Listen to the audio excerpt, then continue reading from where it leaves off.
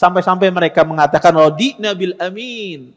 Kami ridha terhadap al-amin, orang yang terpercaya. Karena mereka tahu siapa Nabi sallallahu alaihi wasallam, terkenal akhlaknya.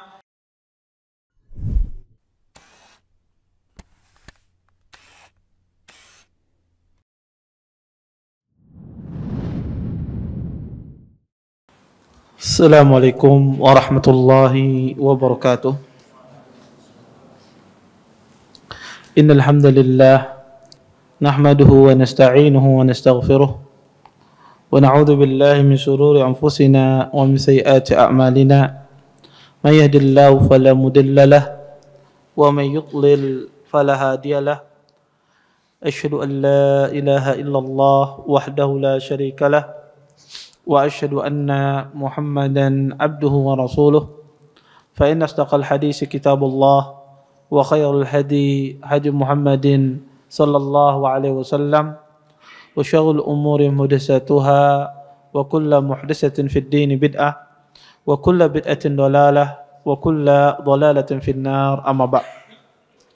Bapak-bapak, ibu-ibu, ikhwan dan akhwat yang senantiasa dimuliakan oleh Allah Subhanahu wa taala.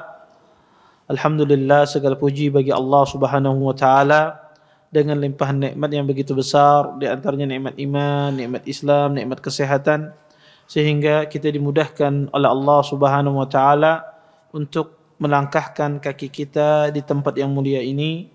Mudah-mudahan apa yang kita cari, apa yang kita tuntut pada malam hari ini mendatangkan berkah di sisi Allah Subhanahu wa taala, dan kita dapat mengambil manfaat dari apa yang akan disampaikan nantinya. Bapak, Ibu, ikhwan dan akhwat yang dimuliakan oleh Allah Subhanahu wa taala, kita lanjutkan kajian kita tentang sirah nabawiyah. Kita masuk pada pembahasan hukmuhu baina Quraisy fi wad'i Hajarul Aswad. Hukumnya Nabi SAW di antara suku Quraisy masalah peletakan Hajar Aswad. Kata Syekh di sini, fil khamisati wassalasin min umrihi hadamat Quraisyun al-Ka'bah wa jaddadat bina'aha. Pada usia beliau 35 tahun, orang-orang Quraisy menghancurkan Ka'bah dan memperbaharui pembangunannya. Wa qad ishtaraka ma'ahum sallallahu alaihi wasallam fi bina'iha wa kana yahmilu hijarah ma'a ashrafi Quraisy wa ma'ahu ammuhu al-Abbas.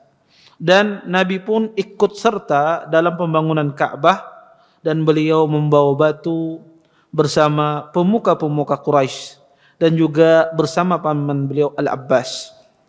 Wa ikhtalafat Quraisyun fi man yadhar Hajar Aswad makanahu, thumma ittafaqu ala yakuna al-hakamu awwala dakhilin min al-masjid. Kemudian orang-orang Quraisy berselisih siapa yang meletakkan Hajar Aswad pada tempatnya. Kemudian mereka sepakat bahwasanya yang meletakkan adalah orang yang pertama kali masuk Ka'bah. Fakana awwala dakhilin Rasulullah sallallahu alaihi wasallam, fa farihat Quraisyun bihi wa qalu radina bil amin. Maka yang pertama kali masuk masjid adalah Nabi sallallahu alaihi wasallam. Maka orang Quraisy pun bahagia, senang, dan mereka mengatakan kami ridha bil amin, dengan orang yang terpercaya, yaitu Rasulullah. Fa wada al hajar fi rida'in wa talaba min kulli ra'isin ayumsika bi tarafin min ar-rida' thumma amarahum bi raf'ihi. فلما وصلوا به إلى موضعه أخذه الرسول بيده ووضعه بيد الشريفة فزال الخلاف بحكمه وتعجبت قريش من قوة فكره. Kemudian Nabi SAW, beliaulah yang meletakkan Hajar Aswad itu di selendang beliau, dan beliau meminta setiap orang pemuka Quraisy untuk memegang pojok selendang beliau tersebut, kemudian bersama-sama mengangkatnya. Kemudian ketika sudah sampai di tempat Hajar Aswad, maka Nabi pun mengambil Hajar Aswad dan meletakkannya dengan tangan beliau yang mulia. Maka hilanglah perselisihan di antara Quraisy dengan hukumnya Nabi sallam. Wa ta'ajjabat Quraisy min quwwati fikrih, dan orang Quraisy pun kagum dengan kematangan berpikirnya Rasulullah sallallahu alaihi wasallam. Bapak, Ibu, ikhwan dan akhwat yang dimuliakan oleh Allah Subhanahu wa taala, Syekh bercerita tentang masalah pembangunan Ka'bah. Para ulama sejarah menjelaskan bahwasanya Ka'bah ini sebelum masa Nabi SAW telah terjadi pembangunan beberapa kali. Sebagian ulama sejarah menyebutkan kurang lebih ada 9 kali pembangunan Ka'bah, perenovasian Ka'bah sebelum masa Nabi SAW. Pertama, kata mereka, yang pertama kali membangun Ka'bah ini adalah para malaikat yang meletakkan batunya. Kemudian yang kedua Nabi Ibrahim alaihissalam, Nabi Adam alaihissalam. Kemudian yang ketiga adalah pembangunan pada anaknya Nabi Adam, Shish, ibni Adam.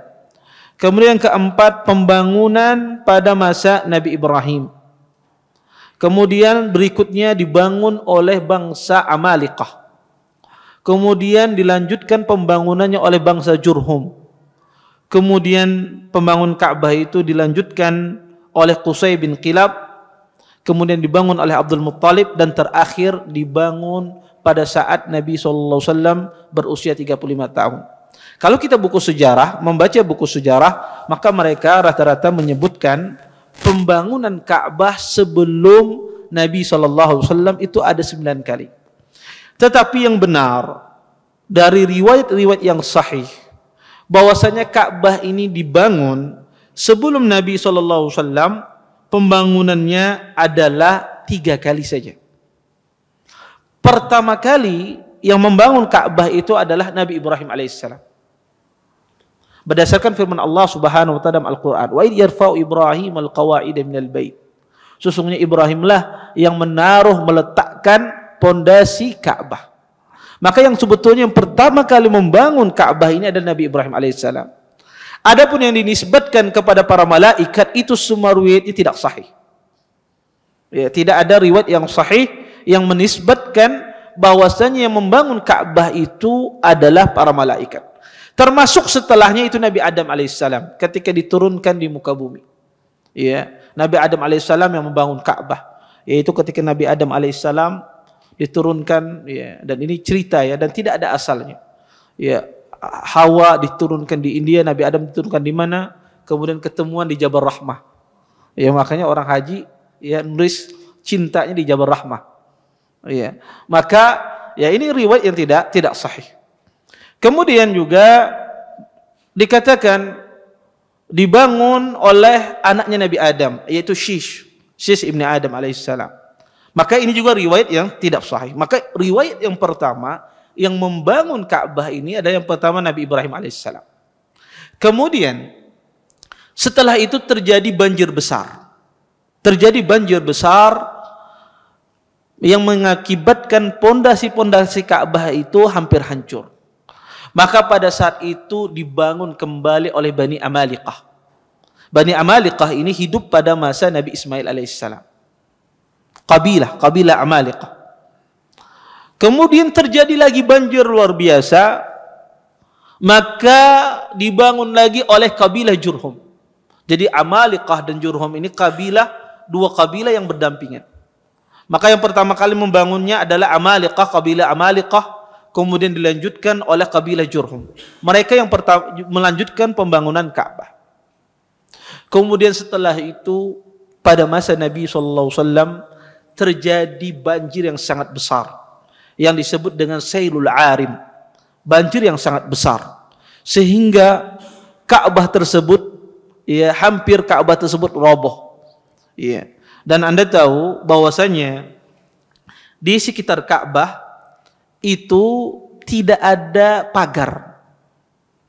Jadi ketika zaman dahulu sampai zaman Nabi SAW, Ka'bah itu tidak ada pagar di sekitarnya. Dan dia berada di lembah. Makanya disebut dengan wadi, di lembah. Maka kalau ada banjir, maka akan yang pertama kali yang kena itu adalah Ka'bah, karena dia dataran rendah. Sehingga ketika ada banjir besar, maka banjir itu hampir menghancurkan Ka'bah, pondasi-pondasinya. Kerangan-kerangannya masuk, dan Ka'bah itu dibangun dulunya adalah batu yang disusun, ditumpuk-tumpuk. Ya bukan zaman sekarang ada dipakai semen, cat, enggak. Zaman dulu itu adalah batu yang ditumpuk-tumpuk.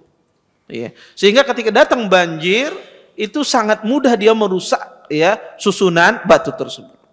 Maka pada masa Nabi SAW 5 tahun sebelum Nabi ya diangkat menjadi Nabi, ada banjir yang besar di Mekah. Ini disebut dengan banjir Arif. Maka Ka'bah ini hampir hancur, hampir roboh. Maka orang Quraisy pada saat itu ingin memperbaiki Ka'bah, tetapi mereka ketakutan. Jangan-jangan dapat musibah. Kalau diperbaiki Ka'bah ini, direnovasi ulang, jangan-jangan musibah kita diazab oleh Allah. Mereka takut dan mereka tidak berani menyentuh Ka'bah. Sehingga mereka kebingungan pada saat itu. Ada seorang yang bernama Al-Walid ibn al-Mughirah. Walid ibn al-Mughirah ini, beliau berkata kepada orang-orang Quraisy. Kata beliau, kata Walid ibn al-Mughirah, aturiduna al-islah amil isa'ah. Kata beliau, wahai orang-orang kufar Quraisy, ya wahai orang-orang Quraisy, ya ma'syar Quraisy, dia mengatakan, apakah kalian menginginkan pembangunan Ka'bah ini ingin menghancurkannya ataukah ingin memperbaikinya? Maka orang Quraisy serentak, nuridul islah, kami semuanya ingin memperbaiki, tidak ingin menghancurkan Ka'bah. Kemudian berkata Mughirah perkataan yang luar biasa, innallaha la yahlikus salihin. Innallaha la yuhlikus salihin, kata beliau. Sesungguhnya Allah Subhanahu wa taala tidak akan membinasakan orang-orang yang berbuat baik. Kata beliau, sesungguhnya Allah tidak mungkin membinasakan orang-orang yang berbuat baik. Kemudian maka Walid bin Mughirah ini pun dia mengambil palunya dan dia mulai menghancurkan Ka'bah. Orang-orang kufar Quraisy pada saat itu menunggu apa yang terjadi pada Walid bin Mughirah. Disambar petirkah? Ya, ditunggu oleh orang-orang kufar Quraisy. Ya, mereka memperhatikan. Pada saat itu pun Walid bin Mughirah mulai beliau menghancurkan Ka'bah. Apa yang harus dirobohkan oleh beliau sampai malam. Maka kata orang kufar Quraisy, kita tunggu sampai malam ini. Sampai besok pagi tidak terjadi apa-apa pada Walid bin Mughirah, kita bantu dia untuk menghancurkan Ka'bah, merenovasi Ka'bah.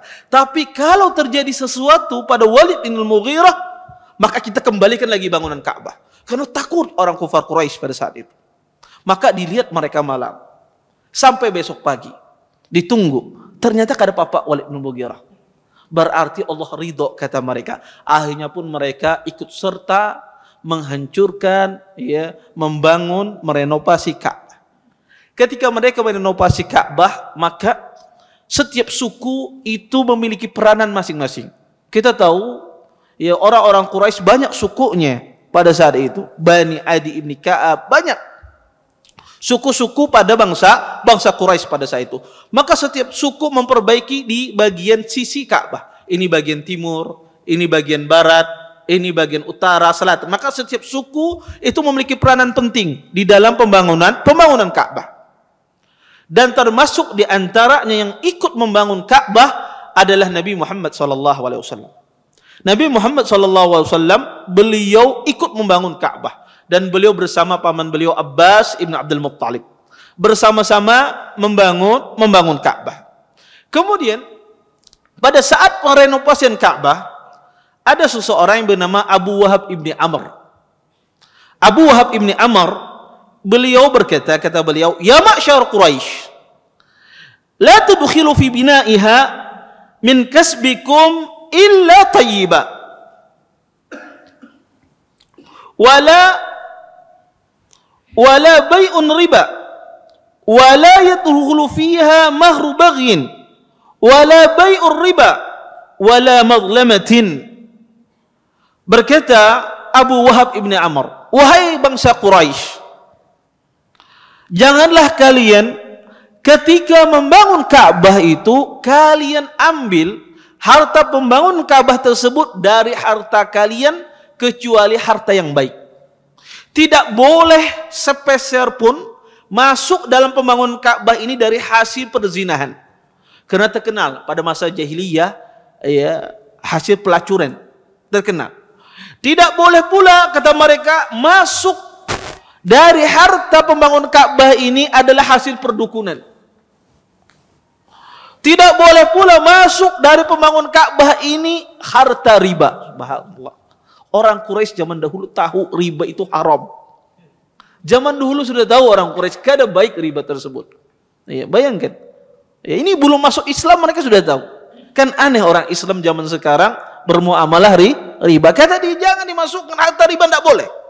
Dan tidak boleh pula kalian masukkan harta kalian ini dari harta yang kalian ambil secara zalim. Karena kita tahu orang-orang kufar Quraisy juga sering berperang. Ya, orang-orang Arab sering berperang, merampok, mengambil harta. Maka mereka bersyarat dengan syarat yang luar biasa.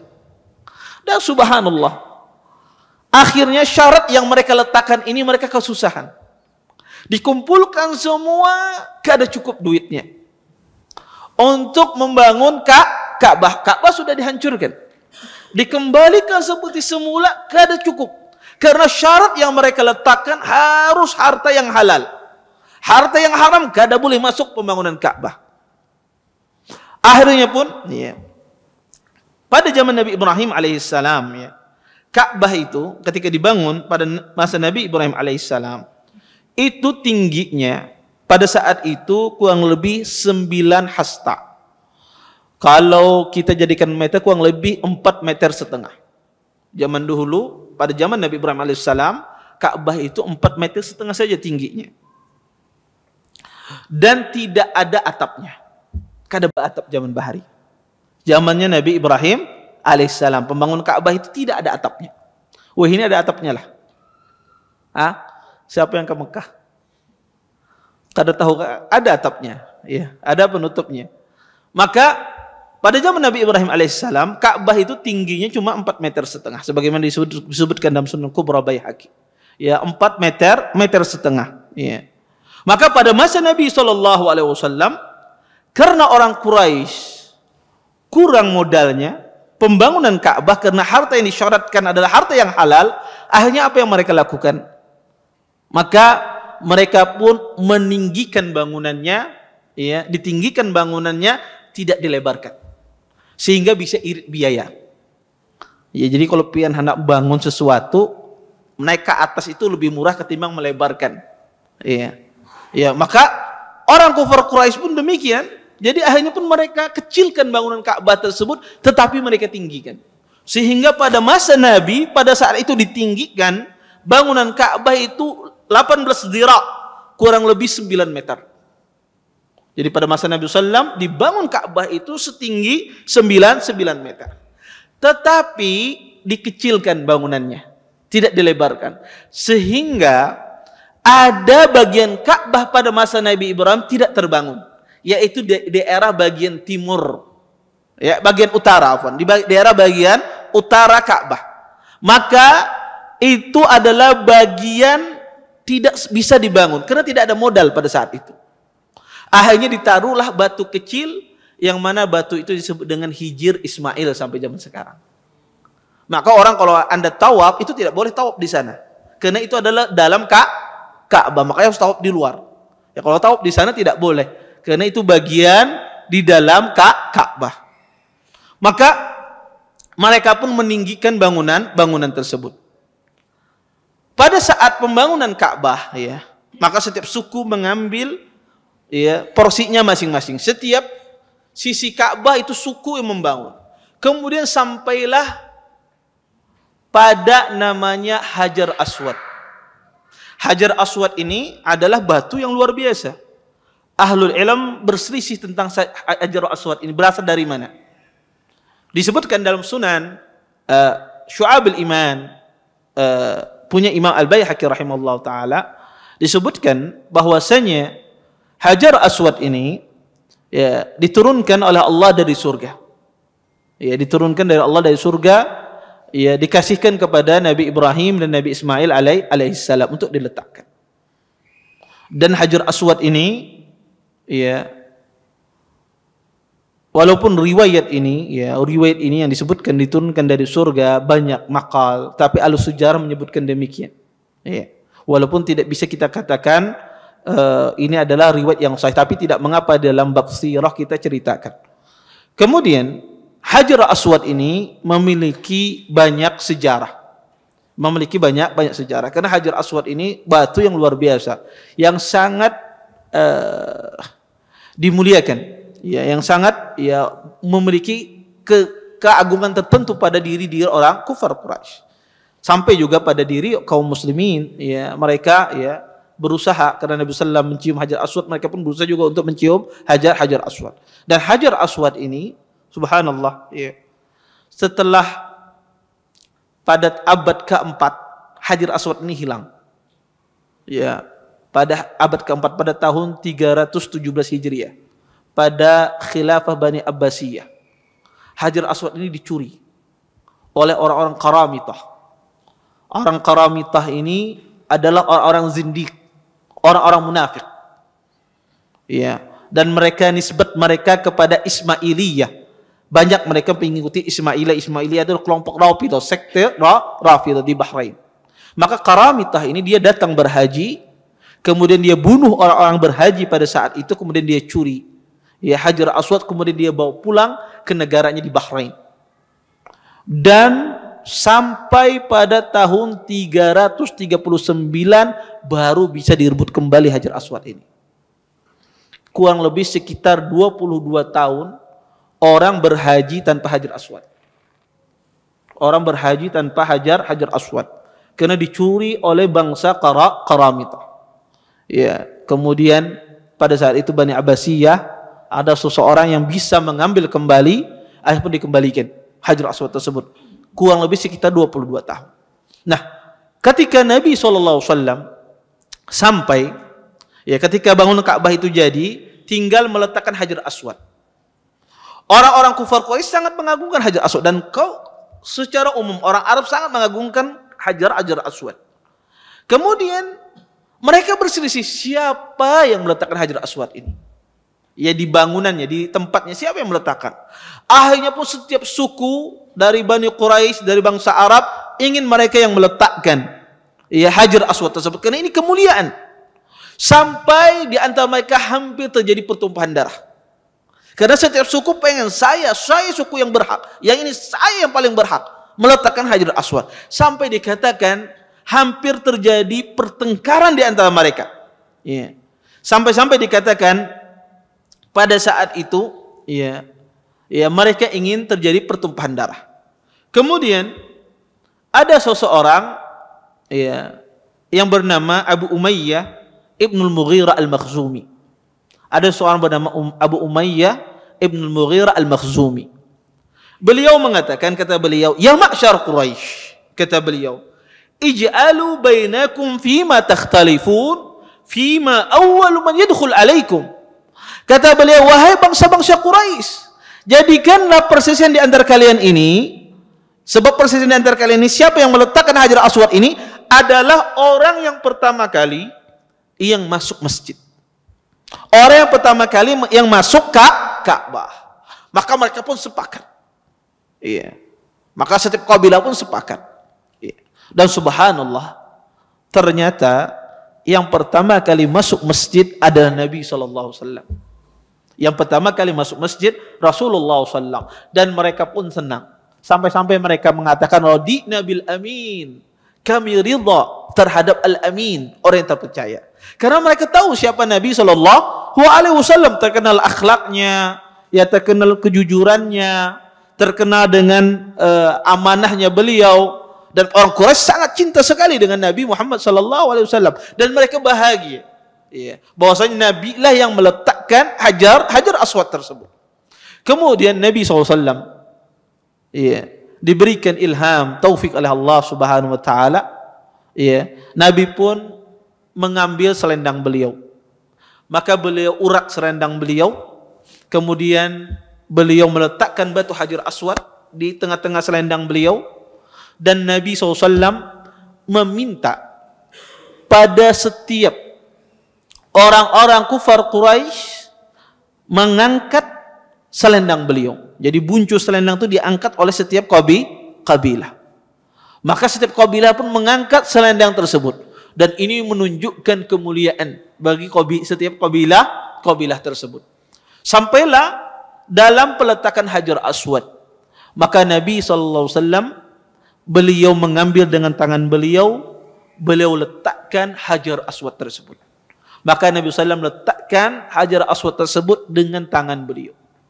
Maka pada saat itu pun orang-orang Quraisy pun sangat takjub dengan pendapat Nabi SAW dengan usulan Rasulullah SAW. Karena orang kufar Quraisy, orang-orang Quraisy pada masa itu adalah mereka hidup berkabilah-kabilah. Setiap negara yang hidupnya berkabilah pasti banyak peperangan. Karena kabilah ini kalau diatur, ngalih diatur, dia akan taat terhadap pemimpin kabilahnya. Tetapi di antara hikmah, di antara kebaikan kabilah ini juga susah untuk dirusak. Maka Anda perhatikan, di daerah mana saja yang rasa kesukuannya kental, maka Anda akan susah mengubah adatnya. Kenapa? Karena kabilahnya pasti akan menekan, melindungi. Anda akan susah. Tetapi seperti itu pula, yang hal-hal yang negatif susah masuk ke mereka. Hal yang positif ngalih masuk, negatif juga ngalih. Karena kabilahnya.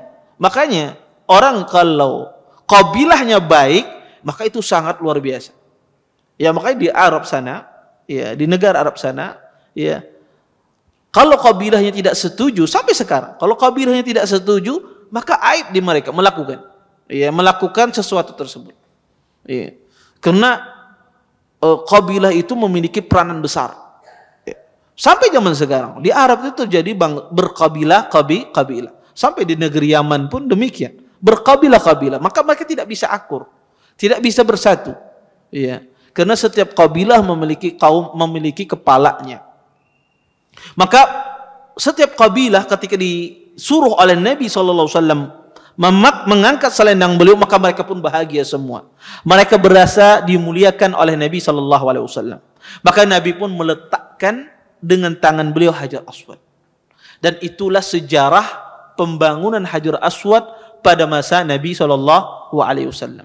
Kemudian ketika pada masa Rasulullah SAW, beliau diangkat menjadi Nabi.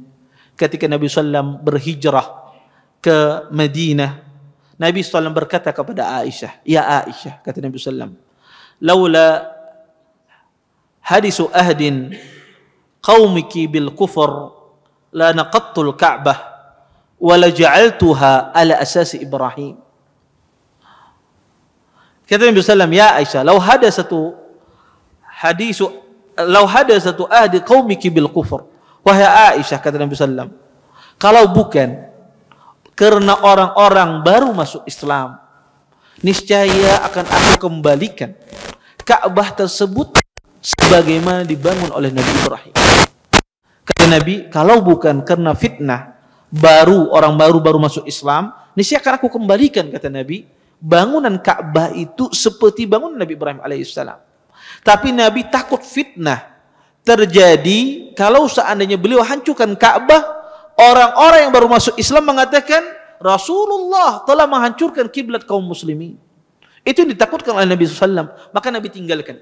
Tidak Nabi kembalikan bangunan Ka'bah itu seperti bangunan Nabi Ibrahim alaihissalam.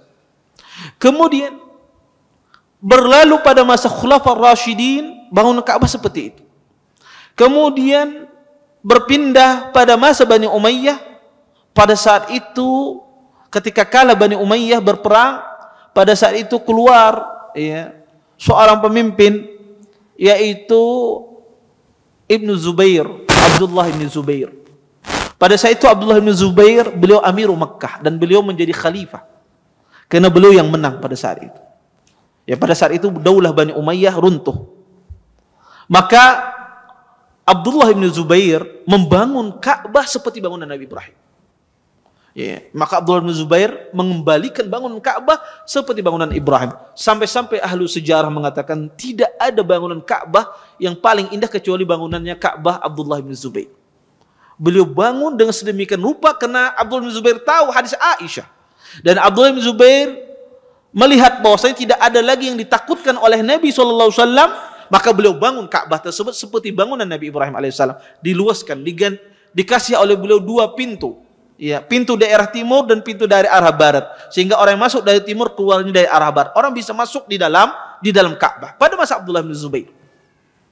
Kemudian terjadi peperangan antara Abdullah bin Zubair dengan Abdul Malik bin Marwan. Dan pada saat itu Abdullah bin Zubair kalah perang. Dimenangkan oleh Abdul Malik bin Marwan. Pada saat itulah Abdul Malik bin Marwan menjadi khalifah Bani Umayyah. Menjadi khalifah dari Bani Umayyah. Pada saat itu Hajjaj ibn Yusuf mensurati Abdul Malik bin Marwan agar bagaimana tentang Ka'bah ini. Sesungguhnya Abdullah bin Zubair telah mengubah bangunan Ka'bah sebagaimana yang dibangun oleh Nabi SAW. Dia lebari bangunan Ka'bah tersebut. Kemudian kata Abdul Malik bin Marwan, kembalikan seperti bangunan Nabi SAW. Akhirnya pun dikembalikan kembali. Ka'bah tersebut seperti bangunan Nabi SAW. Dan Abdul Malik bin Marwan, beliau tidak tahu hadis Aisyah. Beliau tidak mendengar hadis Aisyah. Sampai ada seorang penyair yang bernama Al-Haris ibn Abi Rabi'ah mengingatkan kepada Abdul Malik bin Marwan, wahai Abdul Malik bin Marwan, engkau salah. Dia menyebutkan dengan abiyat syairnya bahwasanya itu adalah hadis Nabi SAW. Akhirnya pun Abdul Malik bin Marwan menyesal. Beliau salah sangka. Beliau kira bahwasanya Abdullah bin Zubair membangun Ka'bah, meluasi Ka'bah berdasarkan ijtihad beliau. Akhirnya Abdul Malik bin Marwan pun menyesal. Kemudian Abdul Malik Marwan meninggal. Pada saat itu diganti oleh khalifah bernama Abu Ja'far Al-Mansur. Maka Abu Ja'far Al-Mansur datang kepada Imam Malik. Abu Ja'far Al-Mansur ingin mengembalikan bangunan Ka'bah seperti bangunan Nabi Ibrahim yang dibangun oleh Abdullah bin Zubair. Maka beliau datang kepada Imam Malik untuk meminta pendapat beliau. Maka Imam Malik pun pada saat itu menasihati. Kata beliau, ya Amirul Mukminin, la tab'ad. Kata Imam Malik, wahai Amirul Mukminin, jangan engkau lakukan. Fa inni khashitu ayyakuna baitullah ba'daka ul'ubatun fatadhhabu haibatuhu minal qulub. Kata Imam Malik, wahai Amirul Mukminin, jangan engkau lakukan.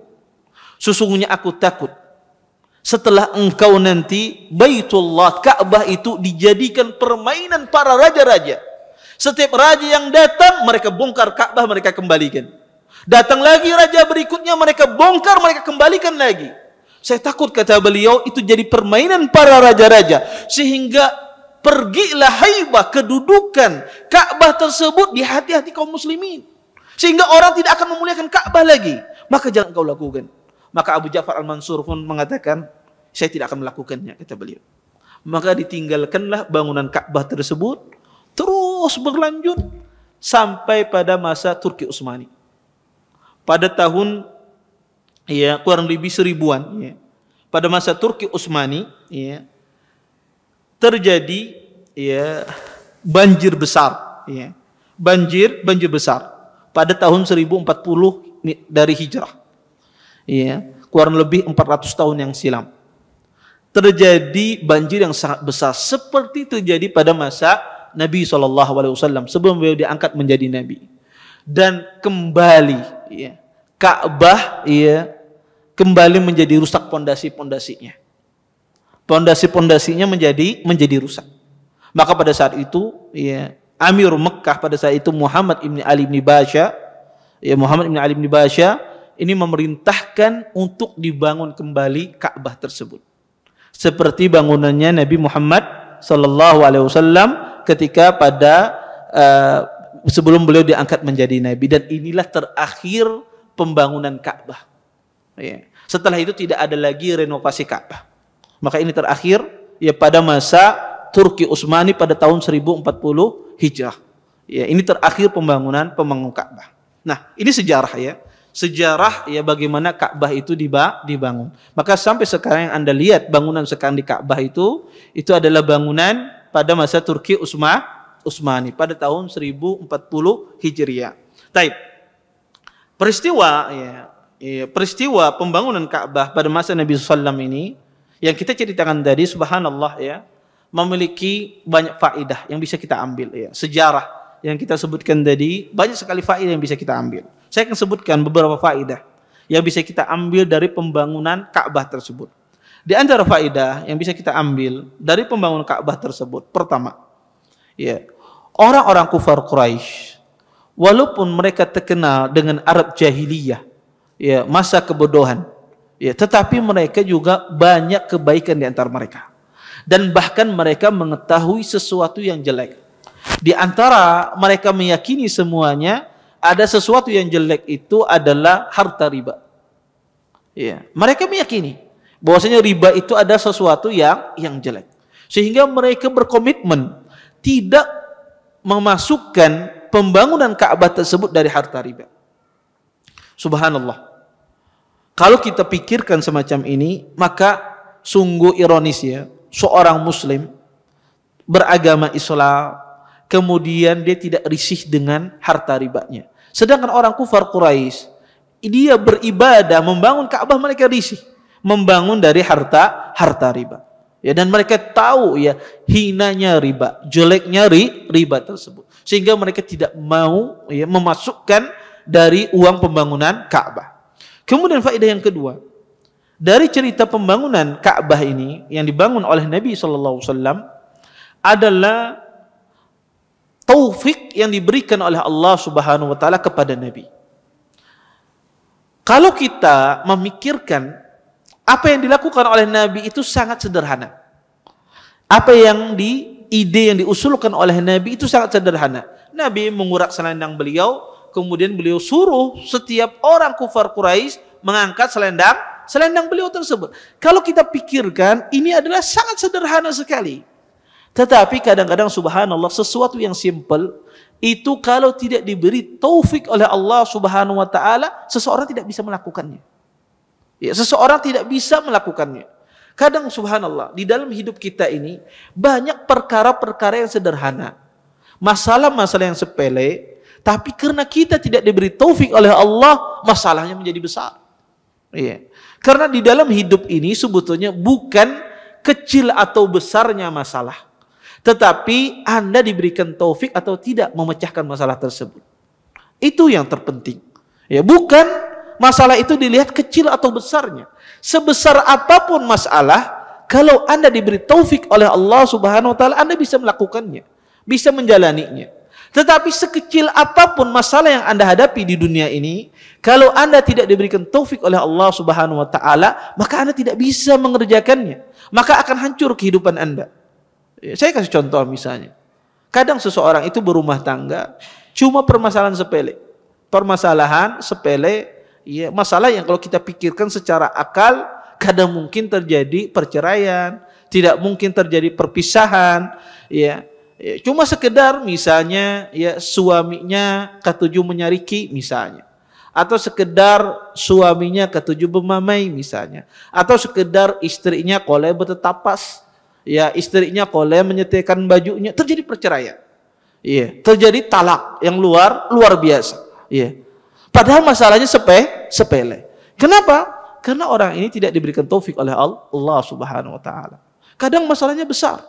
Masalahnya besar dia alami di dalam hidupnya, tapi dia diberi taufik oleh Allah Subhanahu wa taala, maka Allah jadikan perkaranya semuanya mudah. Kemudian antara faedah yang bisa kita ambil juga dari peristiwa pembangunan Ka'bah ini adalah orang-orang kufar, walaupun mereka mengetahui Nabi SAW Al-Amin, orang yang terpercaya, mereka senang dengan Nabi SAW, tetapi tetap saja kalau berkaitan dengan perkara agama, namanya orang kafir itu tidak akan pernah ridha. Maka ketika Nabi SAW menyuruh mereka kepada kalimat tauhid, menyuruh mereka kepada kalimat la ilaha illallah, apa yang mereka katakan? Sahirun, kadzabun. Sesungguhnya Nabi ini adalah tukang sihir. Nabi ini adalah pendusta. Padahal mereka tahu bahwasanya Nabi SAW Al-Amin. Mereka sendiri yang menggelari Nabi itu Al-Amin. Tetapi ketika berkaitan dengan perkara agama mereka, berkaitan dengan masalah agama mereka, maka tetap mereka tidak mau percaya. Maka itu sunnatullah. Tidak akan pernah ridha. Orang-orang kafir tersebut tidak akan pernah ridha terhadap agama yang dianut oleh seorang muslim. Dia pasti benci terhadap agama yang dianut oleh seorang muslim. Orang kufar Quraisy bagaimana cintanya dengan Nabi SAW. Dia tahu Nabi tidak mungkin berdusta. Tapi ketika berbicara tentang masalah agama, oh tidak. Kalau bicara agama, anta kadzdzab. Anda adalah pendusta. Kalau perkara dunia, kamu adalah orang yang terpercaya. Kamu adalah orang yang berkata benar. Tapi dalam agama tidak. Anda seorang penyihir. Anda seorang pendusta. Makanya, ini sunnatullah. Seseorang ketika berada di atas al-haq, pasti dia akan mengalami cobaan dan rintangan. Dan sunnatullah pula dari zaman dahulu.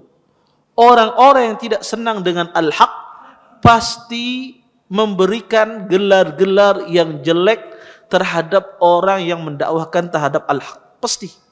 Dari zaman dahulu. Karena itu adalah metode yang dilakukan oleh orang zaman dahulu. Zaman dahulu sampai zaman sekarang, metode orang yang ingin menghalangi dakwah tidak pernah berbeda. Dari zaman Abu Lahab, Abu Jahal, orang menghalangi dakwah itu sampai zaman sekarang tidak ada bedanya. Dengan dua cara. Pertama, dia mengancam orang yang mendakwahkan al-haq tersebut, dia ancam fisiknya, sebagaimana diancam Nabi SAW, disiksa. Yang kedua apa?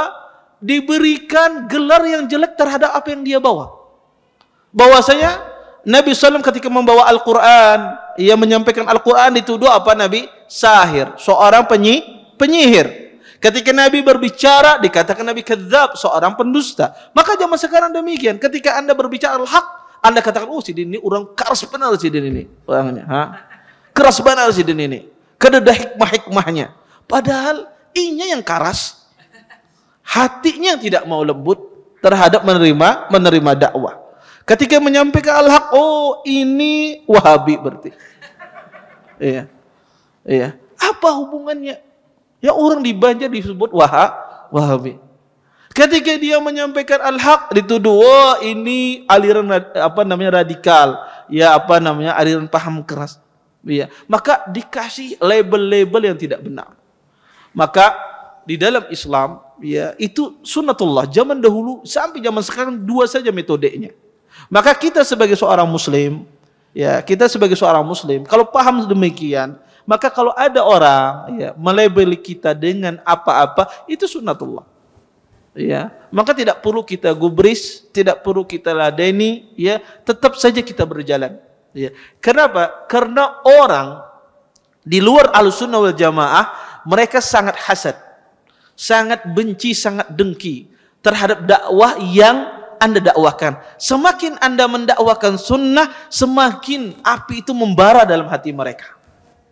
Nah, ketika Anda menanggapi apa yang mereka katakan, itu kesenangan bagi mereka. Sehingga dia menyetop langkah dakwah Anda disibukkan dengan mereka. Maka nggak perlu disibukkan. Ya, nggak perlu disibukkan melihat YouTube. Ya, ini apa bantahannya? Nggak usah. Ya, nggak perlu lihat hal-hal yang aneh-aneh. Anda dengarkan kajian ceramah Ustaz sunnah sudah selesai. Itu sudah cukup. Ya. Jangan ulun kerigitan teteh Anda ya. Kadang-kadang Anda pernah melihat sebagian ikhwah ketika melihat ceramah yang membenci dakwah sunnah saking sariknya ini diludahi HP-nya. Ya. Ya untuk apa? Ya, untuk apa? Ya, Anda perlu. Ya. Anda perlu kita habiskan waktu kita meladani hal semacam itu. Dan itu sunnatullah zaman dahulu pun demikian Nabi pun digelar semacam ini. Tetapi yang penting kita tetap jalan, terus berdakwah. Jangan pedulikan omongan orang. Kemudian terakhir, faedah yang bisa kita ambil akhlak. Akhlak Nabi yang luar biasa, subhanallah. Di masyarakat itu, Nabi SAW diterima oleh orang kufar Quraisy karena mereka tahu sebelum ada keputusan orang yang pertama kali masuk masjid ini adalah orang yang meletakkan Hajar Aswad. Sebelum itu mereka tahu akhlak Nabi SAW. Maka pas Nabi yang pertama kali yang masuk masjid mereka ridha. Kenapa? Karena mereka tahu bagaimana akhlaknya Rasulullah SAW. Coba kalau seandainya masuk pertama kali Abu Jahal, belum tentu mereka ridha.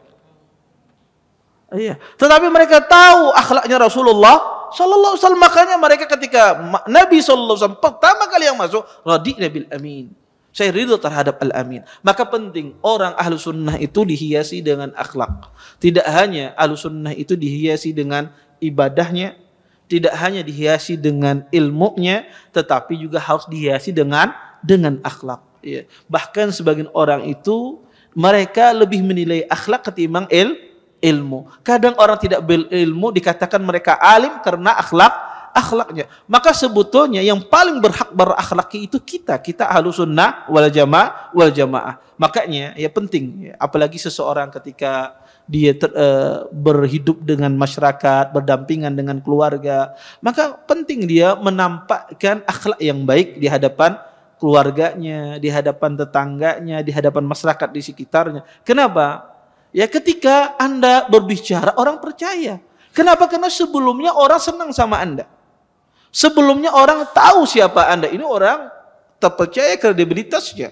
Tidak diragukan ketika Anda berbicara diterima orang.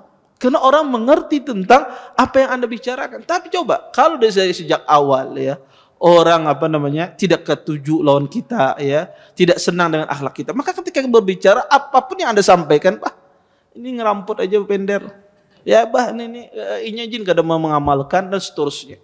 Maka ini penting ya, akhlak ini luar biasa. Dan orang kufar Quraisy kenapa mereka menerima? Ya karena Nabi SAW akhlaknya dikenal sebelum ini. Ya mereka tahu bagaimana ya kejujuran Rasulullah SAW. Mungkin ini saja yang perlu sampaikan. Mudah-mudahan bermanfaat. Kalau ada yang bertanya silahkan. Ya, fadhal.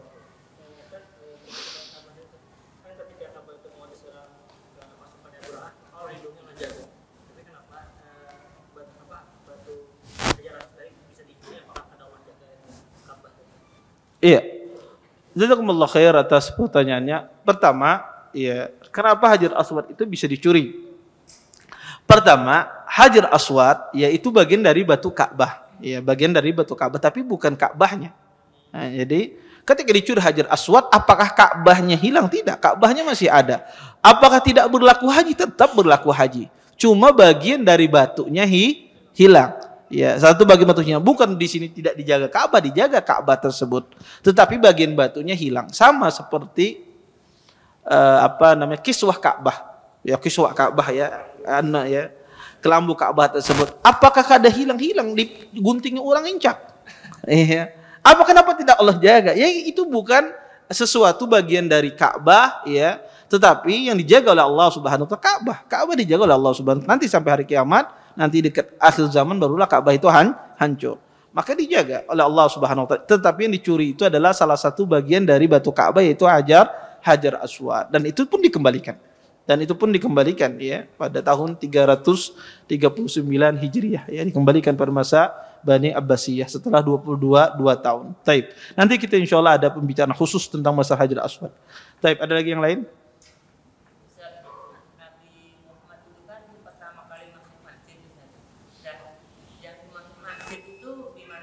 Maksudnya adalah Masjidil Haram.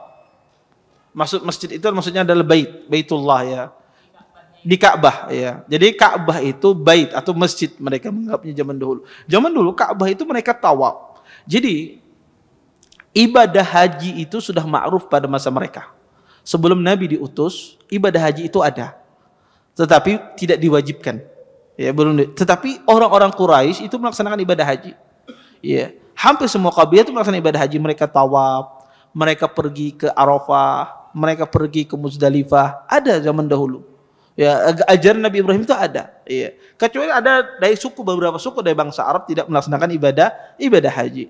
Dan Ka'bah itu terkenal bagi mereka adalah tempat tawaf, bait, ya, rumah Allah Subhanahu wa taala. Maka kata mereka pertama kali yang masuk Ka'bah, yang masuk lingkungan Masjidil Haram, Baitullah, maka itulah yang pertama kali meletakkan. Dan subhanallah yang pertama kali masuk adalah Rasulullah sallallahu alaihi wasallam. Dan sebagaimana ulun katakan tadi, zaman dahulu Ka'bah itu tidak dipagari. Jadi Ka'bah itu hanya dikelilingi oleh rumah-rumah orang kufar Quraisy pada saat itu. Sampai pada masa Nabi itu pun tidak dipagari. Kapan dipagari Ka'bah itu dikelilingi tembok di sampingnya? Ketika pada masa Umar bin Khattab. Ketika pada masa Umar itu dikelilingi Ka'bah itu dengan tembok-tembok. Ya, untuk menghindari banjir dan semisalnya. Wallahu taala alam. Taib. Ada yang lain? Taib. Ya.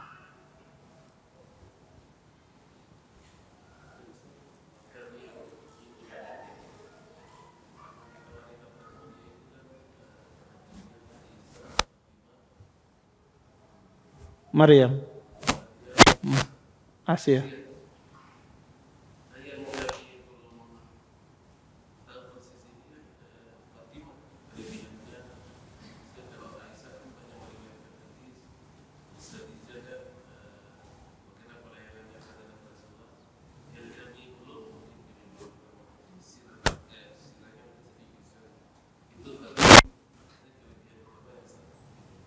Iya, pertama Fatimah binti Rasulullah sallallahu alaihi wasallam, pertama beliau adalah anaknya Nabi Muhammad sallallahu alaihi wasallam, anaknya perempuan beliau. Itu yang pertama. Kemudian yang kedua, beliaulah yang anak perempuan Nabi sallam yang usianya panjang sampai Nabi sallam meninggal, Fatimah. Yang ketiga, Fatimah ya banyak hal ya Nabi SAW bercerita rahasia dengan Fatimah. Sampai di akhir hayatnya Nabi pun menyebutkan rahasia kepada Fatimah, kata Nabi SAW, jangan engkau sebutkan yang lain. Ya, sampai Aisyah meminta, apa itu rahasianya? Ini menunjukkan banyak ya hal-hal yang diceritakan oleh Nabi kepada Fatimah tidak diceritakan kepada yang lain. Kemudian yang keempat, Fatimah juga banyak meriwayatkan hadis Nabi SAW. Ya, banyak meriwayatkan hadis Nabi SAW. Ya, bukan seorang sahabat yang sedikit meriwayatkan hadis, tetapi beliau banyak meriwayatkan hadis Nabi SAW. Ya, dan Nabi SAW ya, banyak ya memuji Fatimah, ya manakibnya banyak disebutkan ya pujian-pujian Nabi SAW kepada Fatimah. Kemudian juga di antara keutamaan Fatimah adalah Fatimah menikah dengan Ali bin Abi Thalib. Ya, Ali bin Abi Thalib adalah seorang sahabat yang termulia setelah Utsman bin Affan radhiyallahu taala anhu. Dan ini di antara keutamaan Fatimah radhiyallahu taala anha. Sehingga wajar ya beliau dikatakan adalah ya salah satu wanita terbaik pada zamannya. Kemudian juga Fatimah radhiyallahu taala anha terkenal dengan kesabarannya. Ya, terkenal dengan kesabarannya. Pernah pada suatu hari Fatimah datang kepada Nabi sallallahu alaihi wasallam untuk minta dicarikan pembantu. Ya, karena dia tidak tahan lagi ya terhadap pekerjaan rumahnya. Ya, minta dicarikan pembantu. Tetapi Nabi SAW menyarankan Fatimah untuk berzikir ya sebelum tidurnya, ya berzikir. Karena kata Nabi SAW itu lebih baik dari apa yang engkau minta. Ya, dan Fatimah lakukan demikian. Ya, ini di antara keutamaan Fatimah radhiyallahu taala anha. Ya.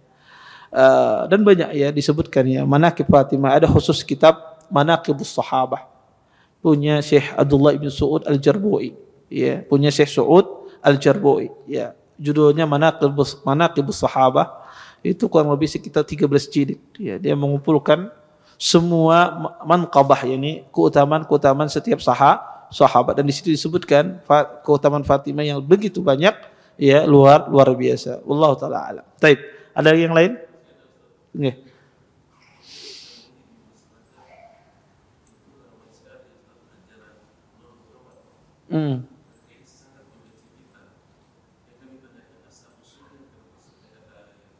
Iya, asal usulnya adalah hadis la aslalahu. Ada hadis yang tidak ada asalnya.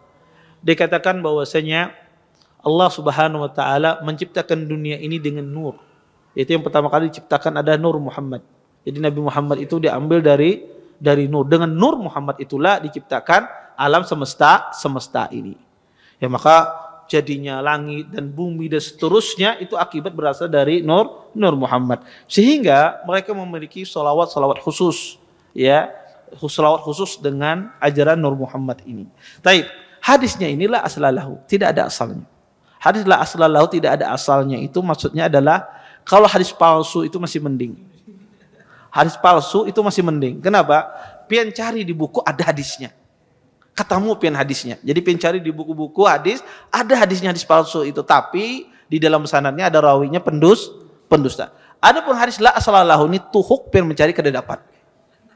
Yang ada di medsos kita aja, ya di medsos ya kita di Instagram, Facebook, ya macam. Adapun di buku-buku hadis tidak ada. Itu disebut hadis la aslalahu. Tidak ada wujudnya di dalam ilmu, di dalam buku-buku hadis. Ya, berdasarkan itulah dijadikan keyakinan ya oleh ya sebagian orang tentang masalah itu. Dan itu ya ya tidak benar ya hadis demikian. Ya, wallahu taala. Terakhir ya.